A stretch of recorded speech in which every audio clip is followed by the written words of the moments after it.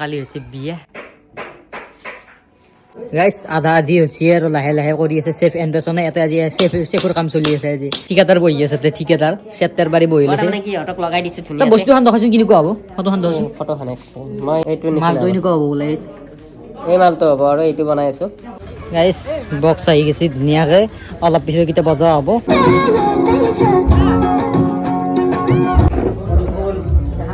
guys যো মণ্ডপৰ অন্তিম পৰ্যায় আহি পাইছে কত কথাষাৰ কৈ অলপ আগতে কি কৈছিলি এনে কৈছে মই মণ্ডপ বনাব নোৱাৰো নেপুই মোক খেংকে কয় চাইকেল শিক মই গম পাইছা